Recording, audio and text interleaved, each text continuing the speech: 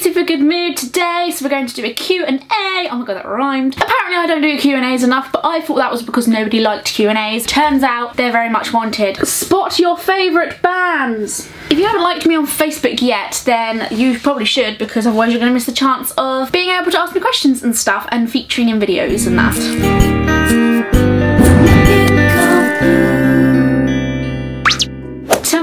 Shahid asks, if the internet disappeared for a year with your channel and subscribers, then how would you cope? Realistically, if I didn't have my YouTube channel, then I would probably be able to survive pretty well, because the majority of things I do on the internet is for my YouTube. For example, Twitter, Facebook, kinda. I would feel really lost and confused, and I wouldn't know what to do with myself, because making videos keeps me busy and keeps me productive, because it may not seem productive to a lot of people, but I feel like the growth of my channel was incredibly productive for me. To know that all of that's gone will just make me feel really empty inside, and I wouldn't know what to do. I would have to go into some hobby hardcore in another area, because otherwise I feel like I would just waste my time seeing friends.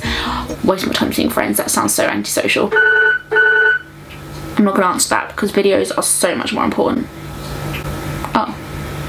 Turns out they don't want to talk to me. Charlotte Evans, hello, says, what made you want to start YouTube? I remember the very day I was sat on my laptop. I remember I was sat in the front room. I remember what chair I was sat in. I remember whereabouts the chair was at that point in time. And I came across a YouTuber called SuperMac18, and holy Hannah Montana, I just fell in love with, not necessarily SuperMac18, although I did fall in love with him. I just fell in love with the idea of creating content that people liked and they came back for. I used to think, like everyone else did, that YouTube was all about putting up videos of your rabbits and your animals and your cats and your dogs and your funny accidents that happen when you fall over and trip on snow. And everyone who doesn't know about that now is learning about it now. It's a whole new world in this YouTube land, and that's really inspiring. As soon as I knew that you could make videos on YouTube which aren't just silly stupid cat videos, and you could actually make pretty good quality, cool, interesting videos and people will watch that, I just thought that was such a cool idea, and I wanted to get into that straight away. Angela Foley says, how do you repair damage from your hair dye and such? One of the most common things I hear people say about me is, oh my god, if I dyed my hair so much like you do,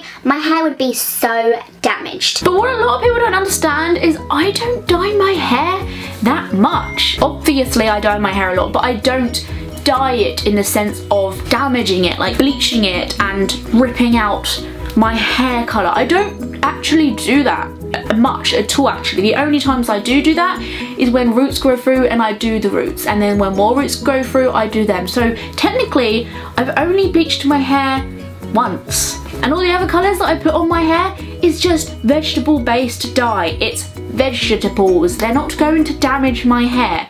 They are vegetables. But if you do find yourself dyeing your hair a lot, like bleaching it, putting all these chemicals in it, then I strongly suggest that you give yourself like a deep nourishing hair mask every month or so. Only put chemical dyes in your hair when it's really needed. Like, you don't really need to do it unless there's some big event coming up. Don't straighten your hair every day if you also dye it a lot. Trim your hair every so often so all the ends are just gone, because they will be very frazzled if you bleach your hair a lot. Use bleach baths more than just putting bleach straight onto your hair, because bleach baths aren't as harsh for your hair. There are so many products out there nowadays that can help with hair damage, like shampoos and just creams and stuff, so go look online for them sort of things, because I know they are all available. Lindsay Sykes asks, if you could live anywhere in the world, where would... Okay, Lindsay Sykes asks lots of questions. If you could live anywhere in the world, where would you live? I would still live in the UK, because I love other countries to pieces, but I would never want to live there. I would just like to visit them a lot. So I would still live where I live, but I would want to live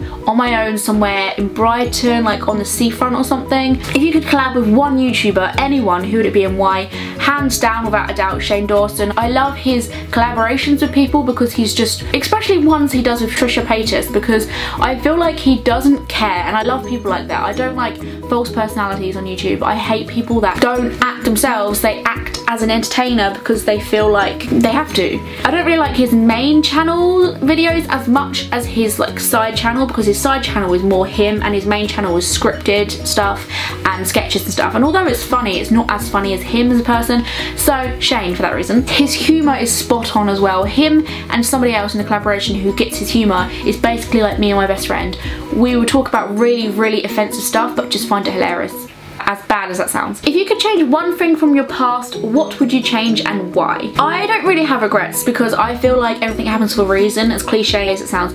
I feel like you learn from everything that you go through in your past. But if I could change one thing, because I had to, it would probably be enjoy everything more and don't take things as seriously as you think they need to be taken when you're young, because when you're young you are so freaking free from all the crap and bullshit that happens when you're older, but you don't realise it at the time because you don't know what it's like to experience all of it. Like, I feel like our life should go backwards. I feel like we should go for all the horrible bit at the end where you're getting old and you're like on your last legs, and then you get to the part where you're busy, working hard, trying to earn a living, trying to get a wife or a husband, make babies, blah blah blah, and then you should go to the bit where you can party, go out, enjoy your life, woo, alcohol, and then go to the bit where you're a kid. There are no problems literally in the world. Your body's amazing, you feel amazing.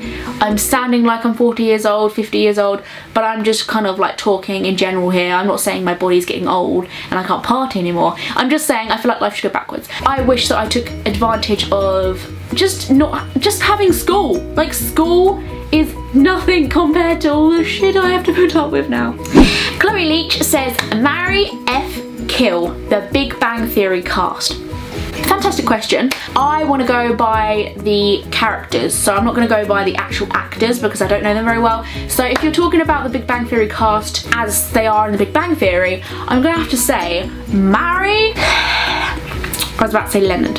I'm gonna have to say, yeah, marry Leonard, because I feel like he's the most normal out of all of them. I'm not going to lie to you. I feel like he is actually quite cute. Not cute in the sense of attractive cute, but I feel like in the way he tries really hard to make Penny happy, that's just adorable. F would have to be, well, I don't really have much option after that, do I? Penny, does she count? Ugh. Okay, I would have to say Sheldon, because he would probably want it over and done with so quickly that it wouldn't last long anyway, so that could just be over and done with, because if I chose any of the others, they'd be like, can we have sexual intercourse forever?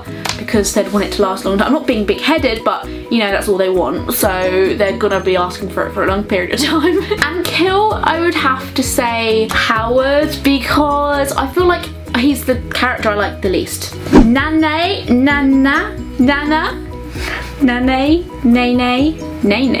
says, when do you get your braces off? LOL. I know, it's hilarious, right? I've had them on for too long. Actually, I haven't actually had them on for that long. I don't know when they're coming off. I don't know when they're going to start telling me that they're going to start coming off, because every time I go to the orthodontist, they'd never tell me anything about that. I'm hoping soon, but I'm thinking that it won't be soon, because I feel like they're straight now. I'm happy with how my teeth look, but I know that they're not. They don't connect to the bottom ones as well as they probably are trying to make them connect. I'm filming a video. Huh? I'm filming a video. Oh, I'm sorry. Rachel Mitchell asks, have you ever done a Christmas shoebox for the shoebox appeal? If not, would you consider doing one? I think that it's maybe too late this year, but there's always next year. I used to volunteer to take part in this every single year for Christmas because I felt like it must be so cool to receive my dad's watching me through the window. To receive a shoebox on Christmas Day, like when you have very little to your name and it's Christmas, and what does Christmas mean to somebody who doesn't get any more than they would on every other day? It's like receiving mail in the post. I love receiving mail in the post. I love subscription boxes. I love things like that. And it kind of felt like that. It was like the inner of me before I realised that I like receiving post coming out, because I wanted to send children gifts and stuff for their family. Haven't done it since I left school though, because that's the reason why I used to volunteer for it, because they advertised it at school. But I would love to do it again. Like, where do I have to go to do that? I don't understand. I've never even heard of it be mentioned outside of school. Emma Smith asks, Or will you make a video in the near future that explains more about you so that we can get to know you better? I picked this question to answer because I kind of get where you're coming from, like you want to know a little bit more about me because I make videos about other stuff and not really just about myself as a person, but I feel like my personality and who I am as a person comes through in the videos I make anyway. But if it doesn't, then do give me suggestions in the comment section below right now, please, please, of things you would like to see me make so you can understand a bit more about me, because maybe some of you feel the same about me and you want me to make more personal videos.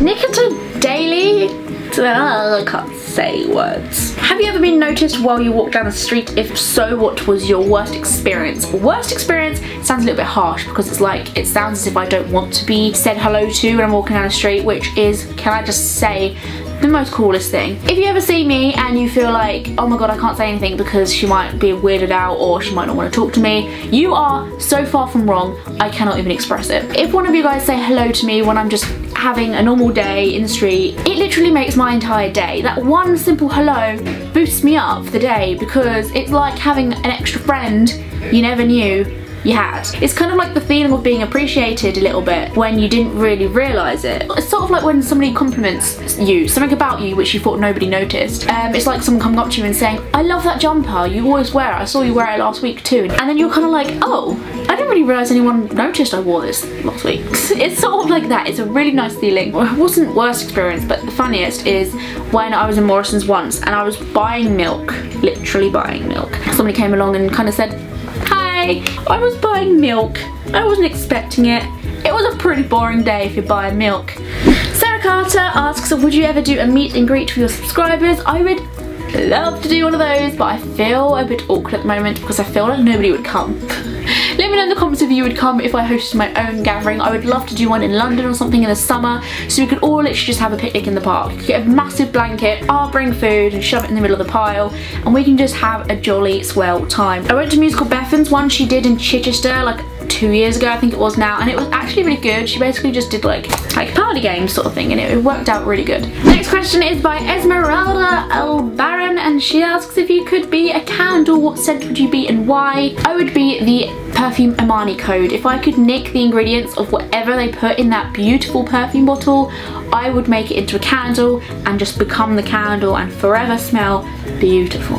Princess Zelda asks, what personal life experience do you think has affected who you've become as a person the most? This is a good question because like I said earlier, every experience you go through just makes you who you are today and happened for a reason. The biggest life experience that's happened to me is love. It's not even a physical thing and it's just a emotion, but it can teach you so much. As soon as you've learned to love someone or experienced someone loving you, it changes you completely as a person, and it can be the most hardest thing to, it could be the hardest experience of your life if things go wrong. It can also help you grow as a person because you learn to let go and you learn to move on, and that's probably one of the most important things in life. You can't be somebody who just clings on to everything all the time. Like, change happens and you need to deal with that. That can go for just friends coming in and out of your life, that can go for people passing away, and I've learned how to do it and it's made me a stronger person. The very last question, but not least question, is by Chloe Adams and she asks, are you going to somewhere in the city? Yes. I don't know if the tickets are out yet. I don't think they are at all in any way, shape or form, but yes, I go every single year. Like I tell you guys this all the time. It's exciting every single year and I hope to see as many of you poop troops there as possible. So there we have it guys, that is the end of my Q&A video. I hope you appreciated this type of video because apparently you guys want to get to know me more as a person. If you would like to see me do any more types of videos, do let me know what they are. If this is the first time you've ever visited one of my videos, then you can subscribe and be notified every time I make a new one because I make a video every 3 days. Don't forget to hit thumbs up if you liked this video and would like to see me do more Q&As. I love you guys so much. Take care, stay safe, stay positive, choose happiness, and happiness will choose you. And hot. Oh my god. And I love the moon. I have an obsession with the moon. I don't know why my star sign element isn't the moon, it's the sea. Or something like that.